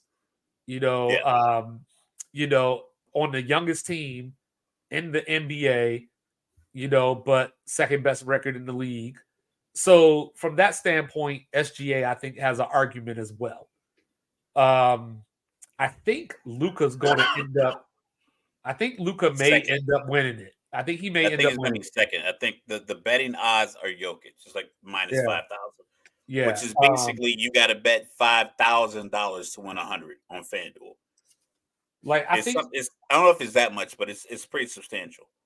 Yeah, I think that Brunson is overlooked because he's not a superstar. He's not on that God tier of player. So I think that the media, going back to the media, the people that actually vote on MVP, I feel that they have a set list of guys that they're going to vote or divvy the votes up amongst. And as you always happen, like I said, it's the beginning. It's the beginning of the season, right? Yeah, that's what I was going to say.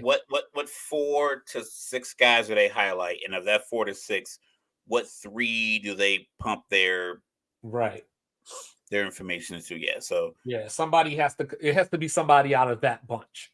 Jalen Brunson makes a great case because what I did, I wrote down my MVP and I wrote down some honorable mentions. So I got Luka and Jokic. I think Jokic, because the same way you talked about Denver, like I said in our conversation about them winning the West, I think people I think that's the vantage point they view the award through. I think Denver's going to win the West. He is the best player on Denver. Hence, he's MVP.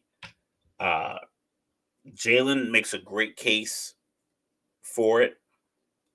Maybe he makes a case for most improved player, but a lot of guys who are in the MVP conversation generally don't also get most improved. Most improved guys are guys who get like that. You get to the middle tier, like I think I remember recently. Ja Morant, maybe. Yeah, Ja Morant was in most improved, and it was like, how does a guy go second overall get most improved? Like, I think he should have been already improved. Yeah, he won it, and I think he got an MVP vote, maybe, or he was in the conversation at least. And he won it over the boy from Charlotte, Devontae Graham. And it was like this guy is a role player hit who the game elevated. winner. Who hit the game winner? So OKC fans send Devontae Graham some flowers for giving you that 1 seed. Yeah. So, but I wrote SGA, Jalen Brunson. I wrote down Tatum and Brown stats, mainly for as far as the argument of like both of them were so good that they just cancel each other out. They were like a double negative. Very similar to, like I said, with KD stuff and Klay Thompson and Draymond in that 3-year run from 17, which, 18, the 19. Warriors getting worked right now. Yeah, I'm watching it. It's a grind. It's a grind. Team up in here. Yeah, so that's my MVP. Who you got for Coach of the Year? Coach of the Year, Mosley, Orlando, 45 wins. I know I was banging on them for their youth, but having a team that young winning 45 games, he probably won't win it. There's always gonna be someone else.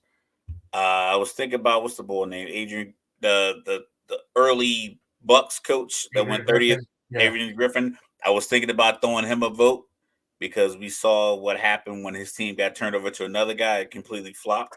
So, granted, I know that's not realistic, but as far as like the conversation is like, well, he was doing pretty damn good for a rookie coach with a team that was so tumultuous, and then you get this Hall of Fame coach and then they fall apart.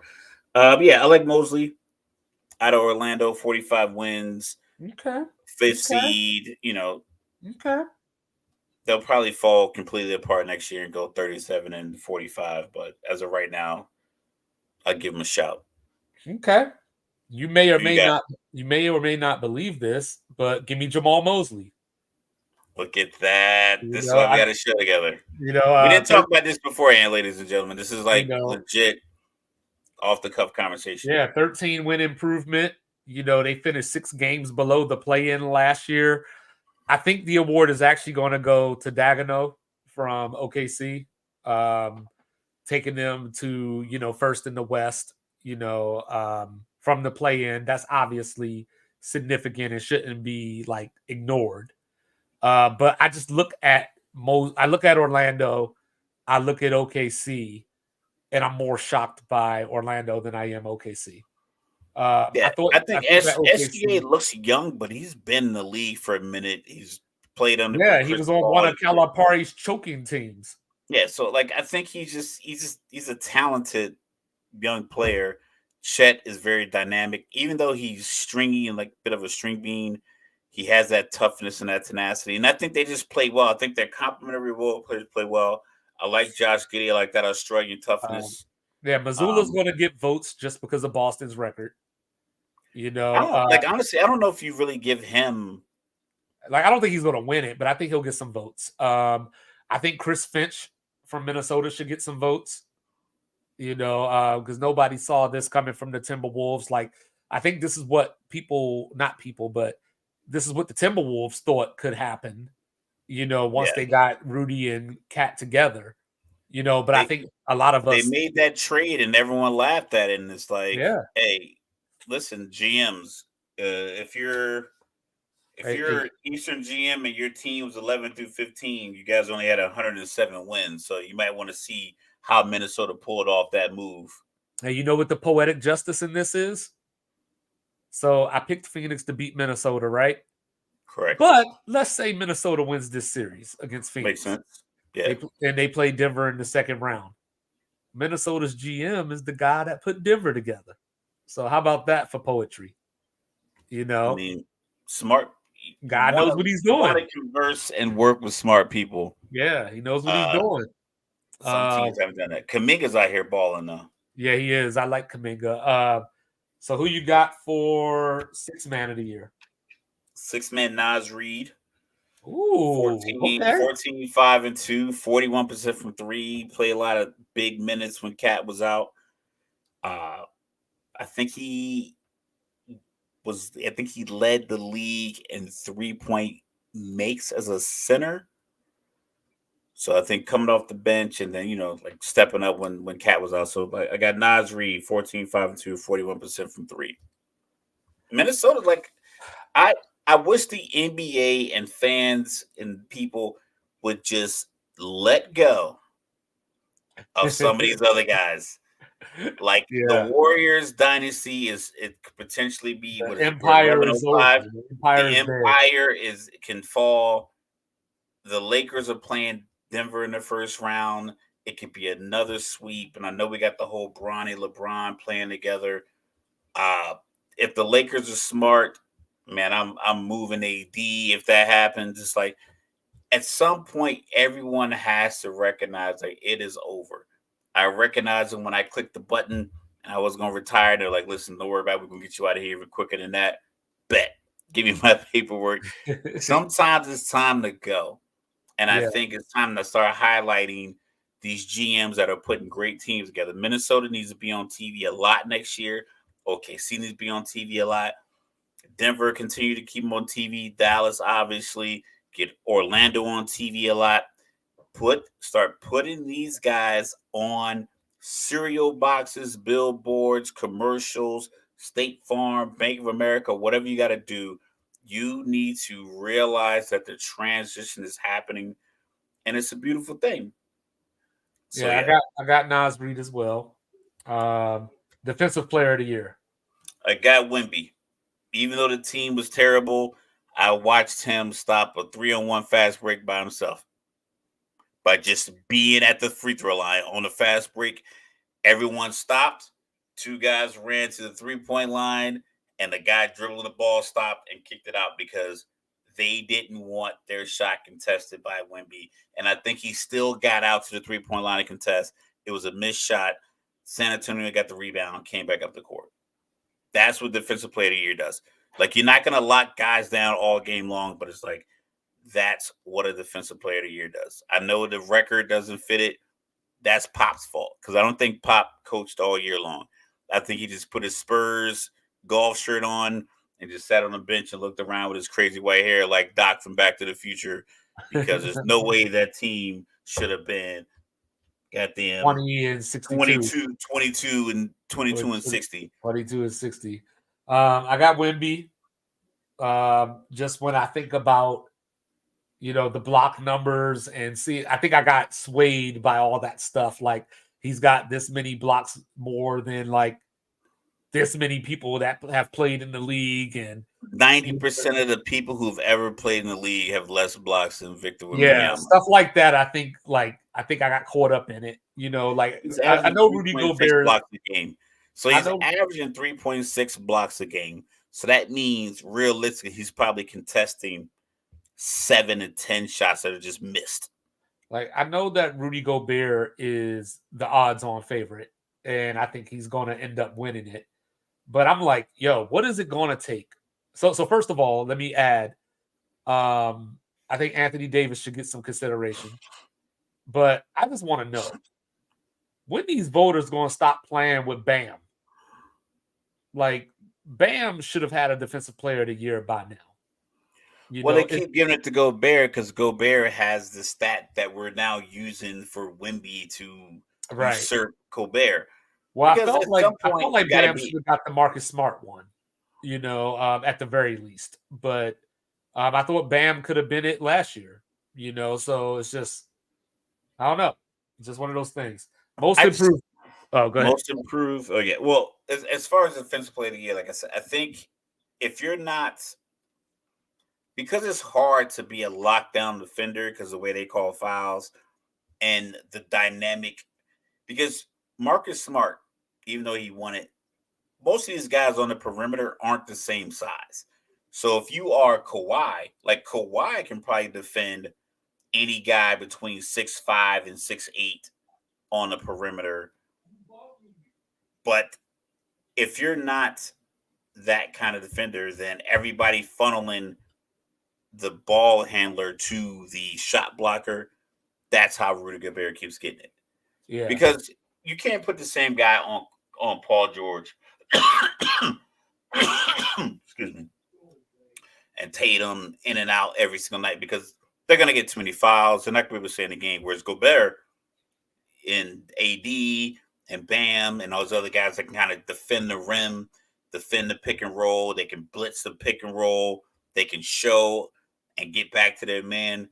That's just a little different. That's why I think a lot of those guys get credit for it. But Wemby's numbers are just so astronomical. It's like Yeah. Yeah. So Most most improved. improved. Yeah. I got Maxey out of Philly. I know the record wasn't great without Embiid, but he averaged like 27, 6, and 4 without Embiid. Mm-hmm. He kept them afloat, even though it's a play-in. But when your MVP caliber player goes out and you're a young guy and you're just putting in work, and everyone knows you are the catalyst for the offense when Embiid is out, and yet you keep just grinding and grinding and grinding. I'm gonna go with that. And then I know like one of the odds-on favorites is like Kobe White, but it's like your team was so bad. Like, how much did you really improve with your team not really being that much better? So, See, Kobe White was my choice. excuse me. You know, increasing his points per game by 9 points. You know, just becoming a better all-around player. But I think for me, when I look at most improved, I don't even look at teams. You know, this is probably the one award that I look at from an purely individual standpoint. Like, you know, how did your numbers improve from last year to this year? Did your game improve from last year? Like somebody like Jalen Suggs, for example, who his 3-point percentage went up like 5 points. You know, stuff like that is what I look for. And it may not always be, you know, team success. Like obviously, like I would still like for your team to make the playoffs or whatever, but I don't have like a cutoff of like this is where you should be or Yeah. your team should win this many games. And then I don't know if you did a clutch. I don't know if you did a clutch player of the year or not. I didn't. I was reading that. Ironically, it had Steph as one of the nominees. I'm like, I don't Yeah. recall that. Well, no, Steph hit 2 or 3 game winners this year. You know, remember he hit one. No, I think he hit like 2 or 3. Nah, he hit one. You know, like it might not have been That I at the can recall. buzzer. It might not have been at the buzzer, but I think he hit 2 or 3. But I went with DeMar DeRozan. But you know, but I think that each person defines clutch. Each person defines clutch a different way. So I don't even really know why this award exists outside of like they were trying to name the awards after people and you know all that kind of stuff. So they probably just had somebody that they felt was left out. So they had to come up with another award to make sure that they were paying. When I saw it, I was like, is this an award that's been around?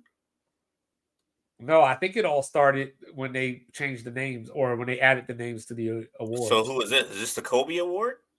Let's see. But yeah, I just they just made it up. You know, I know it's not Jason Tatum. I wonder what last year it was LeBron gets award named after him when he retires, right? He has to, I would think. Oh, it's named after Mr. Clutch. That's right. A person named Mr. Clutch? Jerry West. 1-9 in the finals, Jerry West? Yep. Cool. That was his nickname, Mr. Clutch. Well, cool. I'm glad they used no real reference. Oh, Draymond getting he got it. You know, but yeah, that's what they decided to name it after. You know, that was his nickname. So I mean, it is what it is. I mean, hey, he's a 3-time Hall of Famer, by the way. Executive, player, and player on the 1962 Olympic team. And I'm still tripping off of Kawhi being on the Olympic team because load management during the Olympics is nasty work. Is he on his current one, the 2024 one? Yeah, he's the last player that got added. Yeah, let's go ahead and replace him with Jalen Brunson. You know, I mean, luckily for me, I don't watch the Olympics, so you know, I won't have to worry about that. But I like the track meet. Rookie of the year is obvious. You got Wemby. Yeah, that's why I didn't even bring it up. It's Wemby. You know, the only other person in the conversation, I guess, could be Chet, but not really. Not really. Because Wemby's just that damn good, as Triple H would say. Yeah.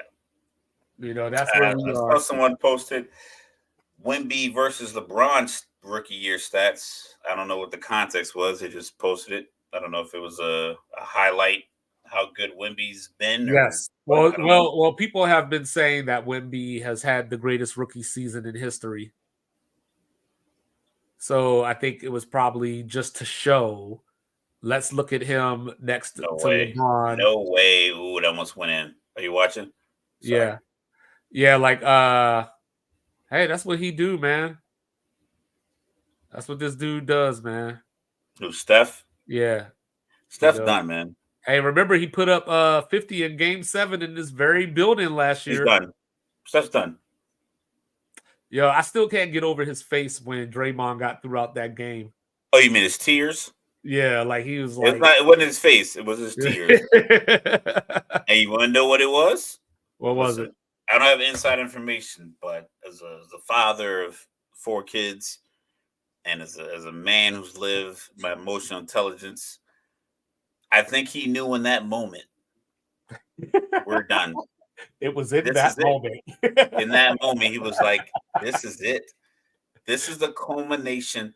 Like, I keep it real. Like, yo, my audience, my family. I remember when I out processed when I retired 2 years ago. I think I had to my final out. I just had some paperwork to do. I believe it was either December or February. I can't remember which one, but like my final day in the Air Force was February 14th, 2024. And I remember I did all this paperwork and I got it all and it was all signed and like the checklist at MPF, the military personnel flight, everything was done and I was done with the Air Force. I had my checklist signed, all the boxes were ticked. And I remember I got in my car and I remember just sitting there by myself and I'm like, I started this journey at 18 years old. And here it is. I'm a few months away from 41 and it's done. Like it's done. I traveled the world. I created little humans to care of people. I've been here, I've been there, did this for my career, did all these things. And like And this then you had the culmination, tears. like then I had the tears. Oh, okay. So I had the tears and I was sitting in my car thinking like, I really did all of this, good, bad, or indifferent, between relationships with my supervision and coworkers and troops and friends and family and everything else that kind of like encompass the totality of my career. And I think in that moment, when he saw like this dude got kicked out of another game, we're fighting for our playoff lives to be in a position to where we're potentially gonna get our brains beat in by the number 1 seed or the 2 seed, however it was going to play out. I think it just was like, you know how much money your team can spend. You know all the nuance and the minutia of how your team is built. And I think it just was like he knew, like, man, this is really it. I got 3 weeks left of me potentially in this jersey or me in this jersey with these 2 guys and the coach. Because I can see Steve Kerr Well, saying, you know Curry what? just got the I had extension. it. I can see Steve Kerr saying, hey, it's been a hell of a run. Hey, he got that 2-year, 35 million. Yeah. How old is his youngest kid? I don't know, but How old is his oldest kid? Because I'm glad that's to a factor. hear. Because like right now, my youngest son's a freshman here. So like me being here to see him through high school is a big deal. Steve sits down and says, "You know what? Do I really want to miss another year?" Let's say he has I don't know, we'll just say hypothetically, he has a 16-year-old son right now who's about to go into his senior year in high school, plays basketball. Steve doesn't get to see as many of his games as he wants. They get tossed tonight. And he says, "You know what? I know his son's named Nick. So This is true. I'm just glad that you were man enough to shed tears because when I retired, it looked like Michael Jordan against the Cavs. You know, the jump in the air with the fist pump. Like that was yeah, me when I retired. There was no tears at all. It was just man, straight jubilation. I was bawling. But I'm a crier. Jubilation. I'm a cry. I was talking about it today. Like, listen, I cry. I You tried, catch me but it just emotional, don't I work. cry. Yeah. I haven't It's cried coming out. since 2015. Man, I probably cried sometime this year for sure. I For try. something. I be trying. It just don't work. Yeah. You know what My I'm saying? Waterworks. Yeah. Waterworks Monopoly board, Waterworks. But there you go, people. You know, Mr. Logical's the crier. You know what I'm saying? I'm the non-emotional one, I guess. But yo, we will be back on Thursday. Hope you enjoyed the show. Thanks for the support. Like, subscribe, review, share. Good night, Appreciate Grandma. the viewers. You know what I'm saying? Appreciate the viewers, appreciate the comments. We just appreciate y'all. We love y'all. And we'll see you in a few days.